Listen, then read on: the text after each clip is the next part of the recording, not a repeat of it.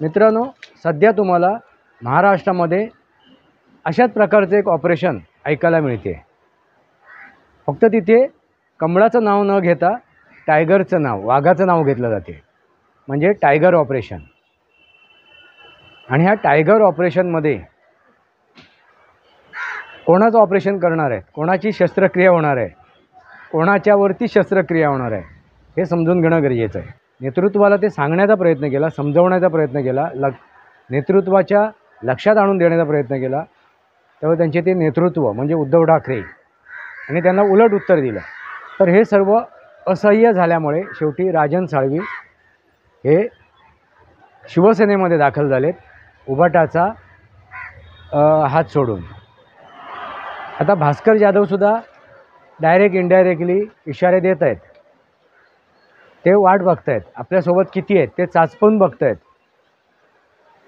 की आपल्यासोबत किती आहेत, एक तृतीयांश आहेत का, 16 जर आमदार असतील आपल्यासोबत, त्या उभाटामधून बाहेर पडायला तयार असतील, तर त्यांना आपण बरोबर घेऊन दुसऱ्या एका त्या पक्षामध्ये आपण विलीन होऊ शकतो। नरभक्षिक वाघ कसा असतो तसा तो आमदार भक्षिक वाघ झालेला आहे। त्यामुळे तो आमदार भक्षी वाघ झालेला आहे, तो किती आमदारांचा बळी घेईल आणि आपल्यासोबत घेईल, आपल्या गोटात घेईल, आपल्या संघटने घेईल, आपल्या नेतृत्वाखाली घेईल, सांगता येणार नाही। मित्रांनो, हे माझे व्हिडिओ तुम्ही कुठल्या जिल्ह्यातून, कुठल्या गावातून, कुठल्या शहरातून बघताय, ते माझ्यापर्यंत पोचलं तर आनंद होईल, कारण मला कळेल की माझ्या कुठे कुठे माझे व्ह्यूअर्स आहेत, बघणारे श्रोते कुठे कुठे आहेत, आणि ही जी काय मतं मांडतोय मी, हे जे काय विश्लेषण करतोय, हे तुम्हाला आवडते का, तुम्हाला पटते का, हे तुम्ही कमेंट बॉक्समध्ये मांडा। हा जो ऑपरेशन टायगर आहे ते सक्सेस होईल का, तुम्हाला काय वाटते?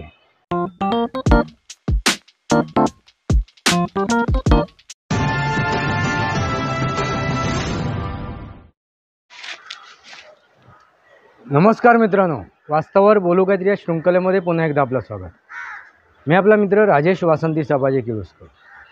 मित्रांनो, तुम्ही भारतीय राजकारणामध्ये एक वाक्यप्रयोग ऐकला असणार, तो म्हणजे काय, लोटस ऑपरेशन, कमळ ऑपरेशन।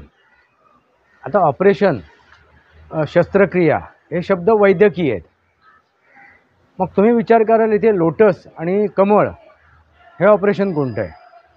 तर हे राजकीय परिवेक्षामधले ऑपरेशन आहेत, आणि हे कोणाकडे बघून त्याच्यावरती चर्चा होते ती म्हणजे भारतीय जनता पार्टी, कारण भारतीय जनता पार्टीचं हे एक चिन्ह आहे। त्या चिन्हाला समोर ठेवून त्याच्यावरती अग्नी मीडियाने दिलेलं त्यांना एक ते वाक्य आहे, ते म्हणजे लोटस ऑपरेशन, कमळ ऑपरेशन। मित्रांनो, सध्या तुम्हाला महाराष्ट्रामध्ये अशाच प्रकारचे एक ऑपरेशन ऐकायला मिळते। फक्त तिथे कमळाचं नाव न घेता टायगरचं नाव, वाघाचं नाव घेतलं जाते, म्हणजे टायगर ऑपरेशन। आणि ह्या टायगर ऑपरेशनमध्ये कोणाचं ऑपरेशन करणार आहे, कोणाची शस्त्रक्रिया होणार आहे, कोणाच्यावरती शस्त्रक्रिया होणार आहे, हे समजून घेणं गरजेचं आहे। आता टायगर ऑपरेशन म्हटलं तर हे एक मुखचिन्ह आहे, शिवसेनेचं मुखचिन्ह वाघ। तुम्ही बघितलं असाल, वाघाचे चिन्ह दाखवलं ते मुखचिन्ह म्हणून, आणि त्यांचं निवडणुकीचं चिन्ह आहे ते धनुष्यबाण आहे, पण मुखचिन्ह जे आहे ते आहे वाघाचं। आणि या वाघाने केलेलं ऑपरेशन, या वाघाने केलेली शिकार, मित्रांनो, वाघ ज्या वेळेला काय म्हणतात त्याला, नरभक्षी होतो, त्यावेळी आपण त्याला म्हणतो नरभक्षी वाघ। तसाच आता हा जो वाघ आहे तो आमदार भक्षी झालेला आहे, आमदारांचं भक्षण करायला लागलं आहे।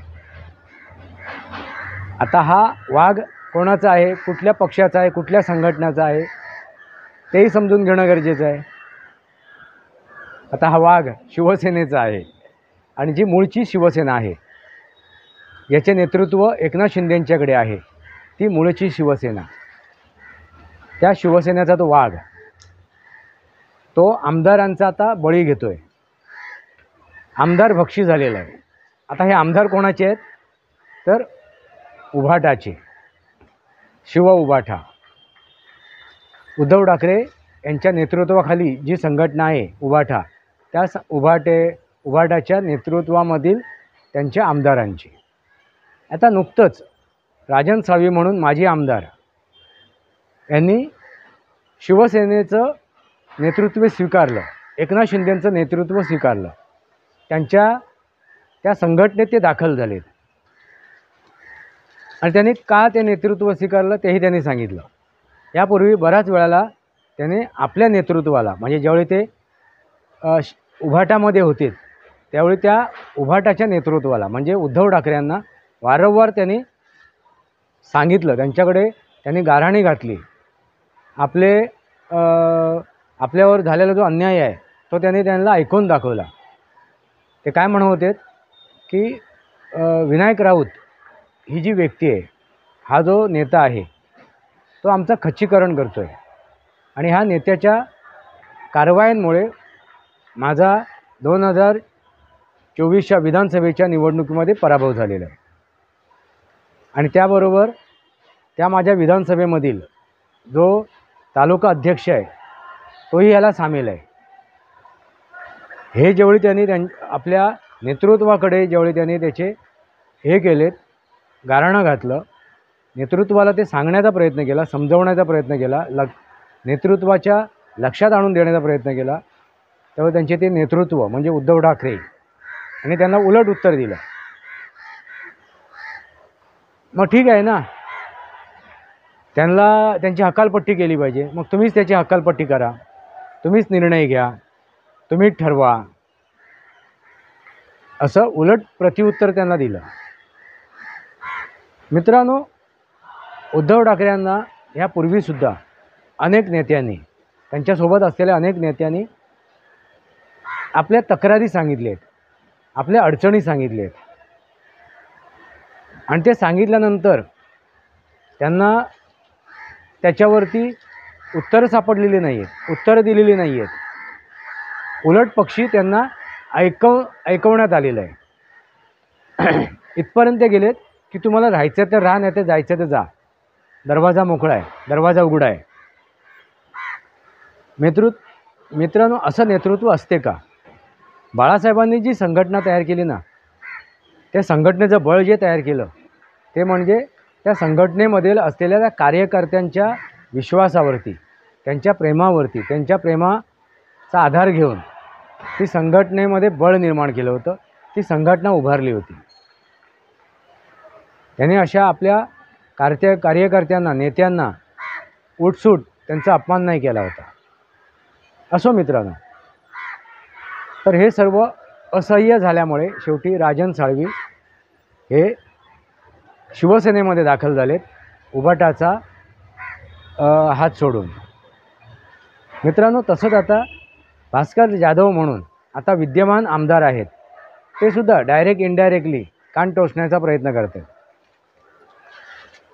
त्यांनी त्यावेळी सांगितलं की नेतृत्वाने ऐकला पाहिजे, नेतृत्वाने समजून घ्यायला पाहिजे. आपल्या कार्यकर्त्यांच्या बोलणं, आपल्या कार्यकर्त्यांच्या ज्या उपेक्षा आहेत, कार्यकर्त्यांच्या गाऱ्हाण्या ऐकून घेतलं पाहिजे. असं डायरेक्ट इनडायरेक्टली त्यांनी आपल्या नेतृत्वाचे कान टोचणीसुद्धा केली आणि त्यांनी इनडायरेक्टली डायरेक्टली असे इशारे दिलेत की आम्हीसुद्धा जाऊ शकतो, आम्हीसुद्धा जाऊ शकतो.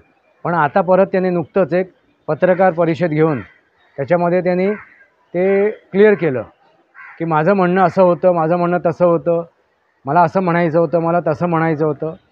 ही सारवासारवी त्यांनी केलेली आहे. मित्रांनो, राजन साळवी हे माजी आमदार होते आणि हे जे आहेत कोण, भास्कर जाधव, हे आता विद्यमान आमदार आहेत. त्यांना जर बाहेर पडायचं असेल तर त्यांना आपल्यासोबत 3/4 आमदारांना घेऊन बाहेर पडावं लागेल. जसं एकनाथ शिंदे यांनी 40 आमदार आपल्यासोबत घेऊन ते बाहेर पडलेत आणि त्यांनी उद्धव ठाकरेंना शिवसेनेमधून हद्दपार केलं, बेदखल केलं. शिवसेना विभक्त झालेली नाही आहे मित्रांनो.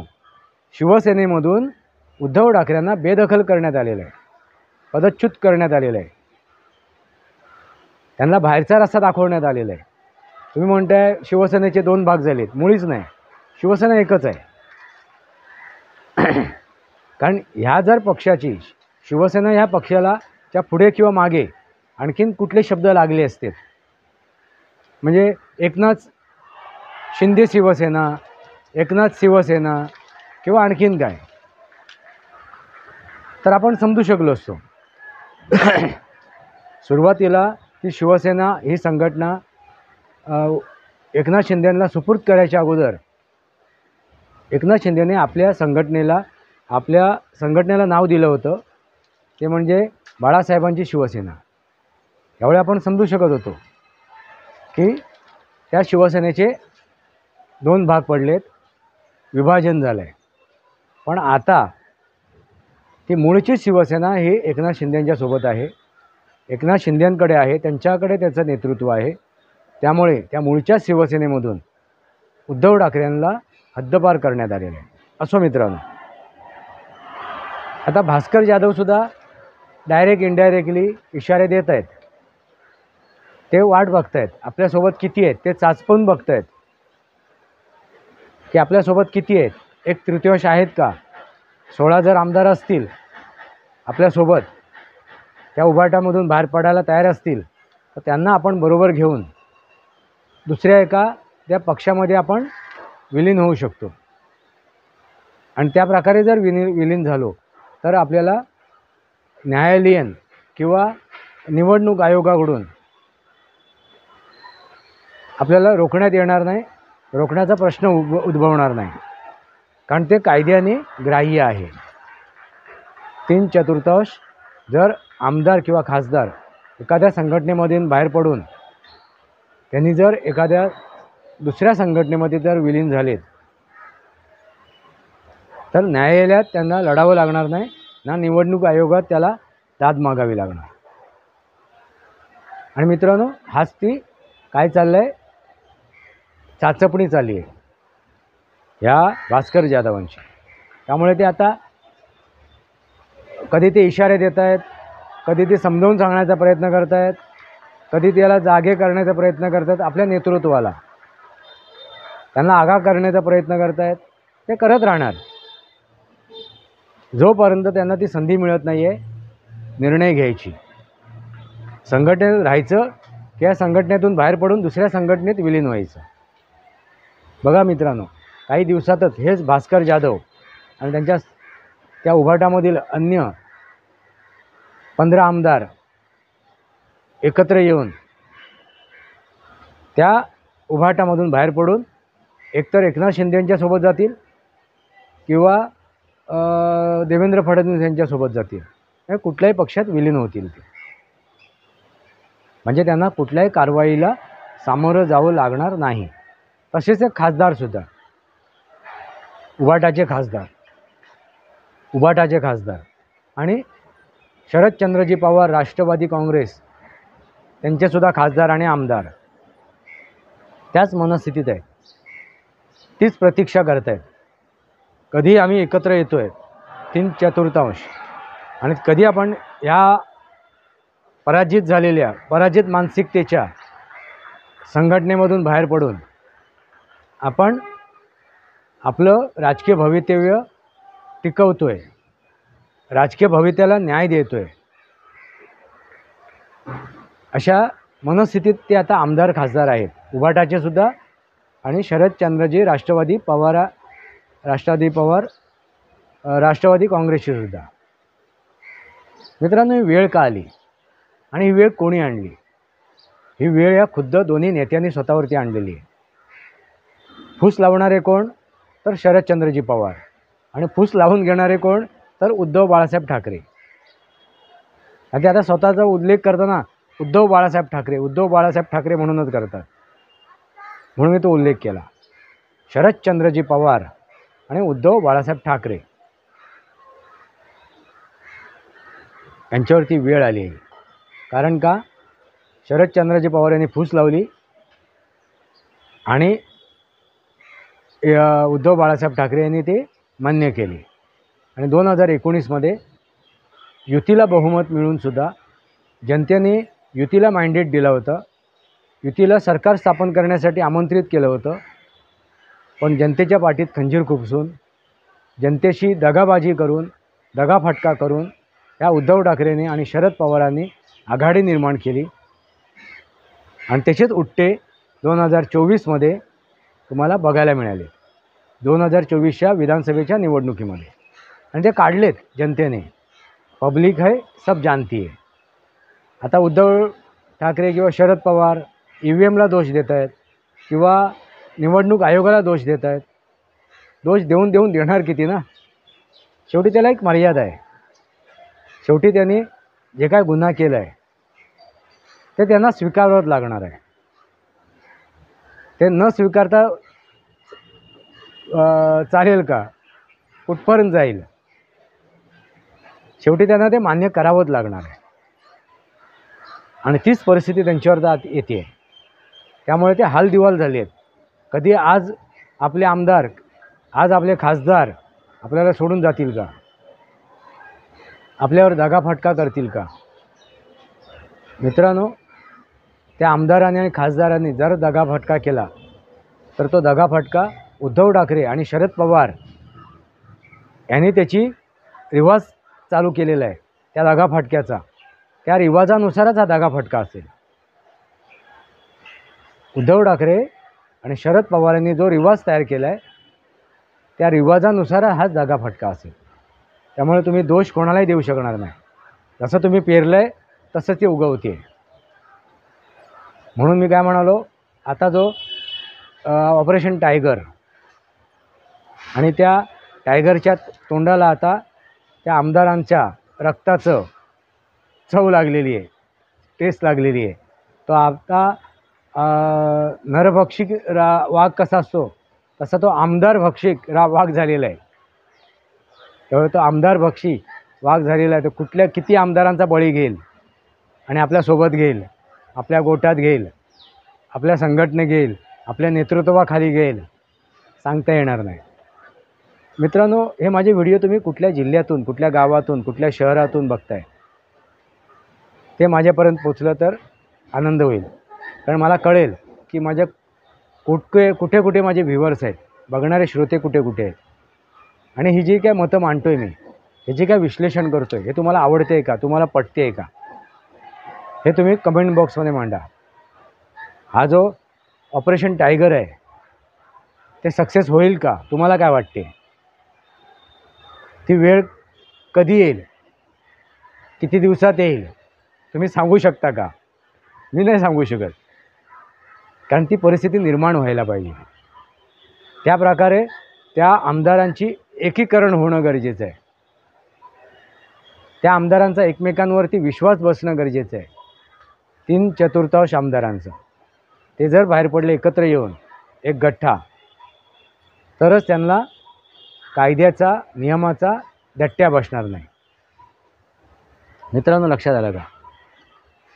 तर ऑपरेशन टायगर कधी घडेल परमेश्वराला माहिती, त्या टायगरला माहिती, आणि त्या उभाटाला माहिती, आणि त्या आमदारांना माहिती. पण नक्कीच तो टायगर आमदार भक्षी झालेला आहे. त्याच्या जिभेला ते आमदारांचं रक्त लागलेलं आहे. त्यामुळे तो थांबणार नाही. कधी नाही कधी तो फडशा पाडणारच हे आमदारांचा. तुम्हाला काय वाटते मित्रांनो? कधी पाडेल, कसा पाडेल? आणि शेवटी उद्धव ठाकरे म्हणतात, ज्यांना जायचं त्यांनी जा, ज्यांना थांबायचं ते थांबतील. मला कोणाची आवश्यकता नाही, मला कोणाची गरज नाही. मग कशाला रडताय? माझा पक्ष चोरीला गेला, माझी संघटना चोरीला गेली, माझा चिन्ह चोरीला गेला, माझा बाप चोरीला गेला. कशाला रडताय? कारण तुम्ही काय बनवलेलंच नाही आहे, तुम्ही काय रक्ताचं पाणी केलेलंच नाही आहे. हे तुम्हाला ते सहज सोपा वाटते, जायचं तर जा. कारण त्या आमदारांची, त्या खासदारांची किंमत तुम्हाला नाही आहे. त्यांच्या नेतृत्वांची, त्यांच्या मेहनतीची किंमत तुम्हाला नाही आहे. त्या आमदाराने, खासदाराने आपापले मतदारसंघ कसलेले आहेत, त्याच्यासाठी त्यांनी मशागत केलेली आहे. त्याच्यासाठी त्यांनी आपलं रक्ताचं पाणी केलेलं आहे. अशा आमदारांचं आणि खासदारांचं जर तुम्ही अशा प्रकारे जर तुम्ही त्यांच्याकडे दुर्लक्ष करत असाल, त्यांची किंमत करत असाल, तर ते तुमच्यासोबत का राहतील? तुम्ही त्यांच्याकडे जर नजरअंदाज करत असाल, तुम्ही त्यांचा विचार करत नसाल, त्यांच्या अडचणी समजून घेत नसाल, त्यांचे जे गाऱ्हाणे ते ऐकून घ्यायची तुमची तयारी नसेल, तर तुमच्यासोबत कोण कसं राहील? उद्धव ठाकरे. कारण त्यांच्या पदरात हे सगळं फुकटचं पडलं होतं, मोफतचं पडलं होतं, कष्टाचं नव्हतं. त्यामुळे त्या गोष्टीचं त्यांना त्याची जाणीव नाही आहे, त्यांना कदर नाही आहे. बघूया आता येत्या काळामध्ये, येत्या महापालिकेच्या निवडणुकीमध्ये उद्धव ठाकरेंची अवस्था काय होते, काय स्थिती निर्माण होते, येणार काळच दाखवेल. तोपर्यंत आपण टायगर भूका है, टायगर अभी भी जिंदा है, टायगर ऑपरेशन बघूया आणि समजून घेऊया किती आमदारांचा हा टायगर आणि किती खासदारांचा बळी घेणार आहे, किंवा ते लोटस घेणार आहे, कमळ घेणार आहे, किंवा ते घड्याळ घेणार आहे. आता घड्याळ, कमळ आणि टायगर हे आता ऑपरेशन करायला सज्ज आहेत. ऑपरेशन थिएटर सज्ज आहे, अवजारच सज्ज आहेत. फक्त आता ते आमदार आणि खासदार किती ऑपरेशन करून घ्यायला येत आहेत त्याच्यावरती अवलंबून आहे ती वेळ, काळ आणि परिस्थिती. मित्रांनो, तुम्हाला काय वाटते? वास्तवावर बोलू काहीतरी या शृंखलेला सबस्क्राईब करा, बेल आयकॉन दाबा. माझे विचार पटत असेल लाईक करा, आपले विचार कमेंट बॉक्समध्ये मांडा. तुर्तास इतकंच. भारत माता की जय, वंदे मातरम. जय भारत, जय महाराष्ट्र, जय सनातन.